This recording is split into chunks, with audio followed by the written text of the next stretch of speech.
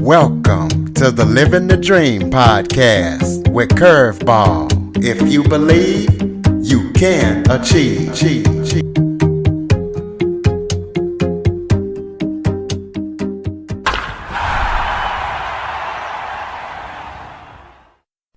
Welcome to the Living the Dream with Curveball podcast, a show where I interview guests that teach, motivate, and inspire. Today, we're going to be talking about failure, as I am joined by author and serial failure, Andrew Thorp King. Andrew wrote the book, Failure Rules. He knows all about failure as he suffered things anywhere from divorce to bankruptcy to being fired to family estrangement, but he's came out the other side. He even calls himself a failure prepper. So we're going to be talking to him about failure and why failure is not necessarily a bad thing, even though you don't go out there just expecting to fail or trying to fail. So Andrew, thank you so much for joining me today. Thanks for having me on the podcast, Curtis. Appreciate it. Anytime. Excited to jump into the topic. Absolutely. Why don't you start off by telling everybody a little bit about yourself? Yep. So my name is Andrew Thorp King. Background is primarily both in the music industry and in finance. I was an entrepreneur most of my life and a creative all of my life. So, I've done everything from, I own two record labels, one street punk, oi, psychobilly label, Sailor's Grave Records, one hardcore metal label, Thorpe Records, owned a fitness center, online lending companies, lead generation companies. I've done bodybuilding shows, written a spy novel. And now I work in financial technology and banking, in fintech banking in the payment space. And recently wrote this book, as Curtis mentioned, Failure Rules, the 5 Rules of Failure for Entrepreneurs, Creatives, and Authentics. And, like Curtis mentioned, while I've had many successes, I've also had many failures. And I think it's really the failures that have most buoyed me and shaped me for future success and give me the right posture, whether it's, a posture of gratitude, a posture of discernment, a posture of vision and of thinking in ways to reinvent and renew myself. And so I wrote this book on the value of failure and how we can premeditatively think about failure before it strikes, even though we do try to avoid it, like Curtis mentioned, and think of ways that we can shape the chaos of our failures to our advantage as we allow it to mold us into new beings on the other side. So before we jump into the actual topic, just tell us how you got started in the music industry. Yeah, sure. So ever since I was probably in middle school, I became enamored with punk rock music. It was, the angst, the energy, the creativity, the raw kind of vitality of punk rock music always struck me. It was something that really kind of aligned with I guess my own sense of my own unique identity in the world. And so there's always been like this soundtrack to my life. I mean, even this book, I have a soundtrack on Spotify and Apple Music of the songs that helped inspire me to write this book and inspire me to overcome some of the challenges I write about in the book. So music's always been there for me. It was probably in my early 20s when I was actually laid off from a job as a bill collector. And in that empty failure space, I could hear my internal spirit voice kind of guiding me to like take that risk and go after, pursuing the career in the music industry. And that's when I started my first record label, Thorpe Records. And, over 20 years later, between the two labels, I've released over 100 records and on the rights to, over 100 recordings and about half as many merch contracts. And, music's just always been there to buoy me. Okay, well, you talk about yourself as a serial failure. What do you mean by that when you say serial failure? Well, I think the reality is, right, when we're going after things that are difficult, when we're going after things that might invoke the highest use of our most unique talent stack, which is something we ought to go after, that when we're doing that, we're necessarily going to be traveling on more difficult paths that are going to be, more ripe with potential failures and difficulties and challenges and hard times, right? So as I've endeavored to do that, to kind of marry money and meaning and go after, these North Star aspirational dreams along my path, I've encountered a lot of failures. And so I would say, as much as I guess I'm a serial success in some ways, right? There's always degrees. I'm also a serial failure. And I think a lot of people want to ignore that. They want to whitewash the failure parts of their lives. And the reality is there's so much value in what we can learn from failures and what we can teach others about how to view them.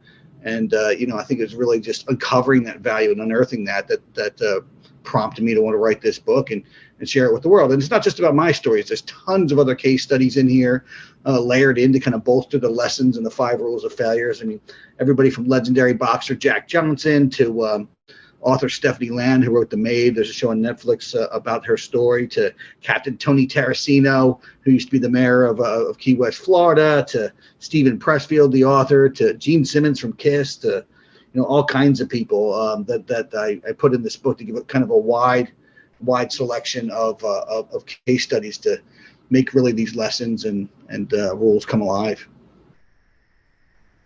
Well, you raised an interesting topic, perfection and failure. So explain perfection and failure and how they go hand in hand. Yeah, I don't know if the perfection. It's more like, difficult difficult paths and failure, right? So when you're going after, something that is unorthodox, when you're trying to go after a non-traditional career path or life path with, a higher degree of danger, a less probability of success, but something that has the potential for higher meaning, I think that it's also then more ripe with, punctuations of failure. So, yeah, that would be my assertion. Okay, you talk about the 5 rules of failure. So explain what your 5 rules of failure are that you talk Sure. about. So, failure rule number 1 is failure purifies. It's the idea that the phoenix must burn to emerge. That when we encounter failures, when failures strike in our lives, that it's often, if we step back and we kind of remove our emotional involvement in the event, and we invoke more an objective third-party observational kind of position, that we can look at our failures and see that, oftentimes it could be really for our benefit. There might be old thinking that needs to die, old ways of being that need to die, and new ways of being that need to emerge, faulty foundations that needed to really kind of crumble. And so I think oftentimes it kind of burns off a lot of kind of accumulated waste in our lives, and is a real opportunity to reset and rebuild in a better way. And so that really takes, kind of oftentimes a more thoughtful, introspective approach to our failures, both before and during them.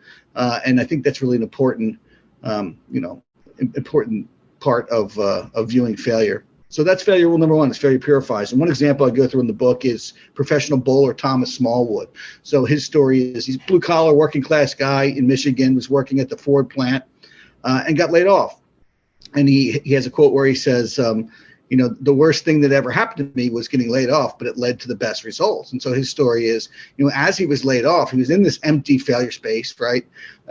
Similar to me with the story I just told about when I was laid off. And he, really dug deep and heard his internal spirit voice, and, was identifying what he needed to do to really kind of go after his highest, most unique skills. And for him, that was to become a professional bowler.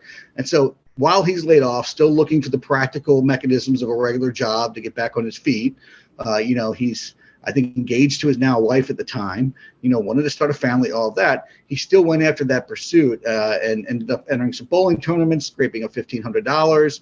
Long story short, in the period while he was still laid off, when the Ford plant went to go call him back and recall him to his job, he was able to say on the phone to him, "Sorry, I can't take that job. I'm now a professional bowler, but if you want to watch me on ESPN tomorrow, go ahead."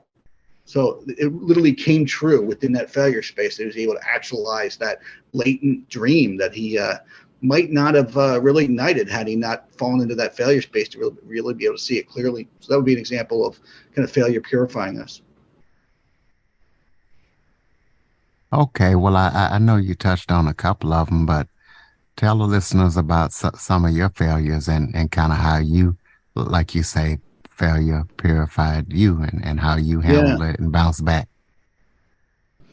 So one in particular, I would say there was it's probably right around the time I began writing this book and was convicted to write this book.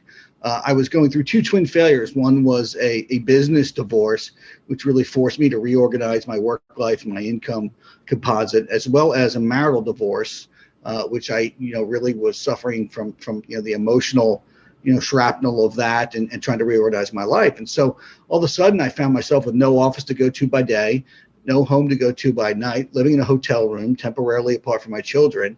And I had a decision to make in that empty failure space. I could wallow in it, and I could slide into alcoholism, and I'm no stranger to alcohol. I love my bourbon, but instead, what I did is I invoked, what I call the divinity of purpose, which is a phrase I use often in the book. It's in the definition of terms within the book.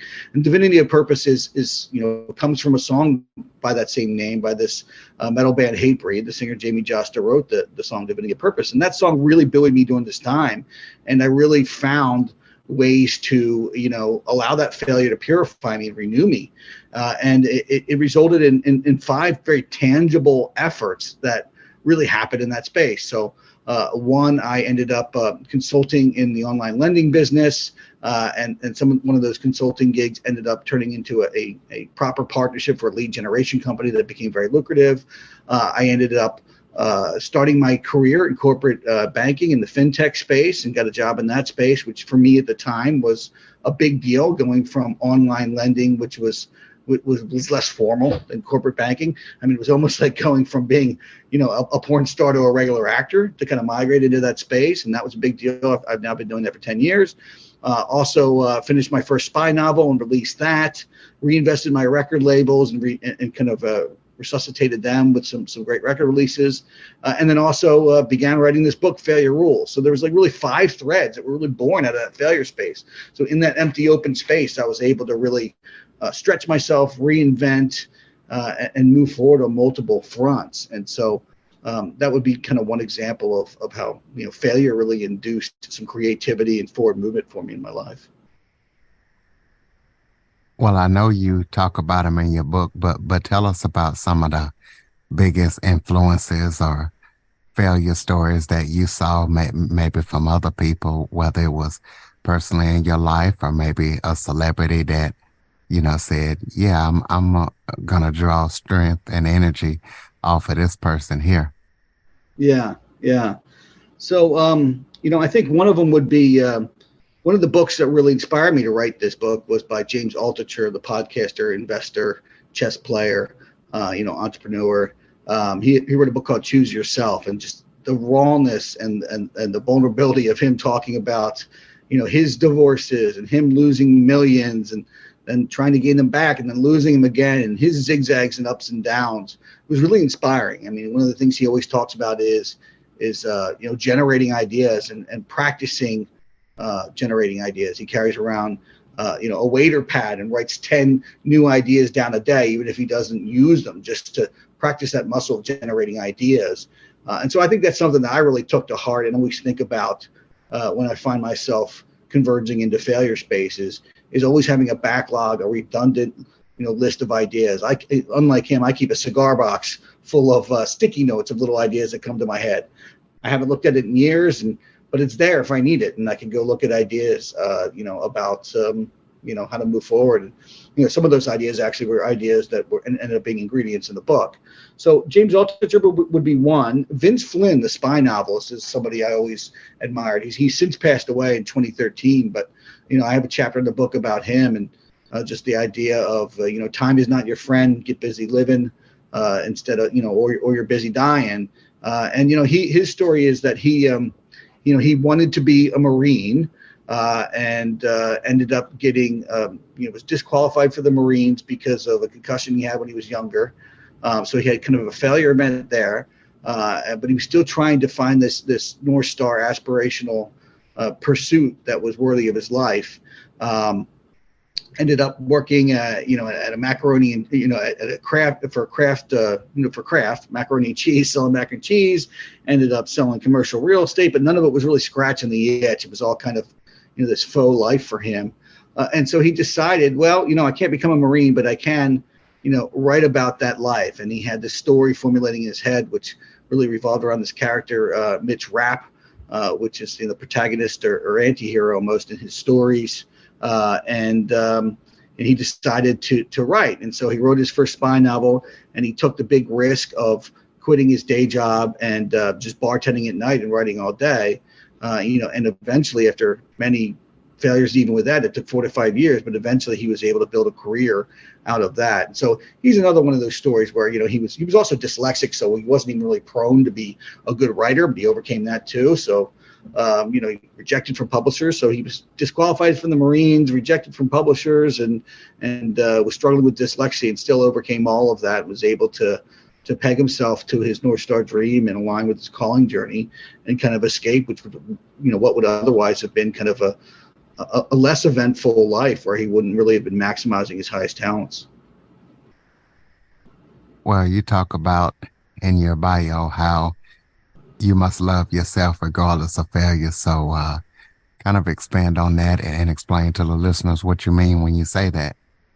Yeah, no, that's a key point too, really. It's just having that kind of non-attachment identity, right? Where your failure rule number 5 is you are not your failure. So it's the idea that you really need to detach from the optics of failure, decouple your identity from failure, see yourself as the eternal being, see yourself as something separate from what happens to you or what happens in your life, and know that you can always resketch your life, right? And really allowing the spiritual to lead the physical.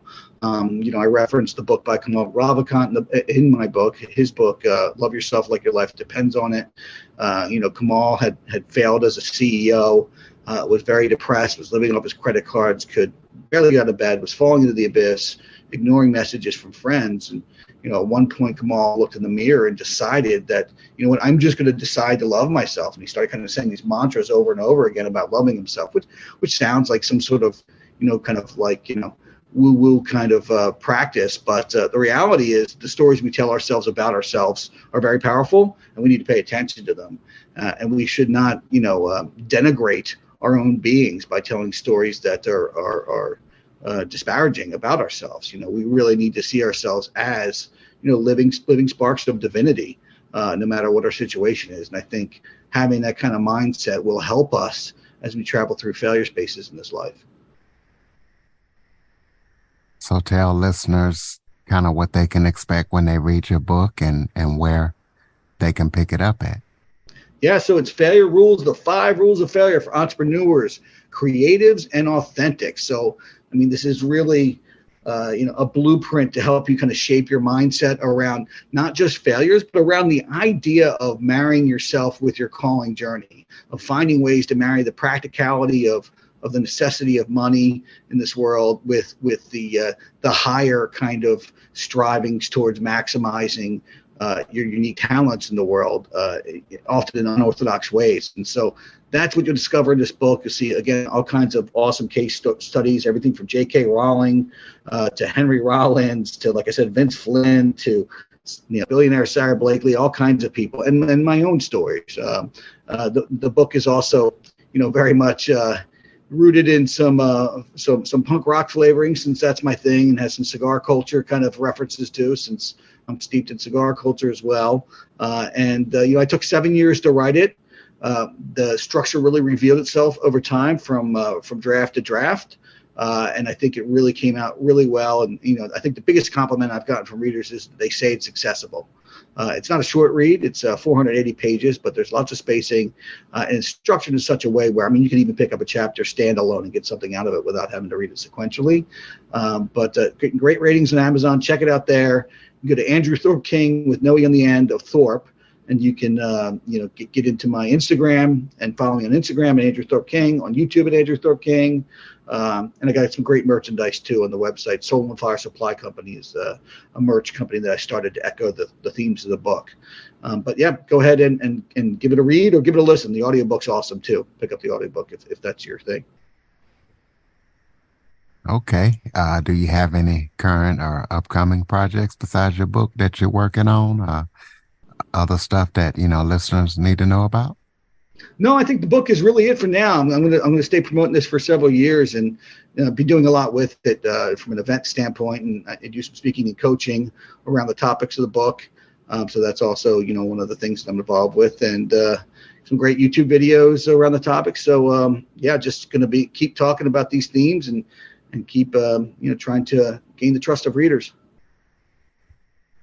Okay, well, throw out that contact info one more time and also talk about any close us out with final thoughts. Maybe something I forgot to talk about that you would like to talk about it. Just any final thoughts that you have for the listeners along with that contact info again. Sure. AndrewThorpKing.com is the website. No E on the end of Thorpe. You can find the book anywhere books are consumed online in all formats. Go check it out. You can also find me at YouTube at Andrew Thorp King and at Instagram at Andrew Thorp King. And there's a free Failure Rules mini course on my website that you can get. And then you'll also be signed up for the email list for ongoing content delivered to your inbox. Final thoughts, I would just say, home in again on failure rule number 5. You are not your failures. Learn to detach yourself from the optics of failures. Learn to decouple your identity from failures. See your failures as a teacher, not an undertaker, and find ways to shape the chaos of your failures to your own advantage so you can become the next version of yourself that's optimized. All right, ladies and gentlemen, AndrewThorpKing.com. If you are someone that's looking to look at failure through a different lens, please be sure to pick up the book, follow, rate, review, share this episode to as many people as possible. And if you have any guest suggestions or topic suggestions, see Jackson102 at cox.net is where you can send them to. Be sure to tell a friend about the show. Andrew, thank you so much for joining me today. Thanks for having me, Curtis. Appreciate it. For more information on the Living the Dream podcast, visit www.djcurveball.com. Until next time, stay focused on living the dream.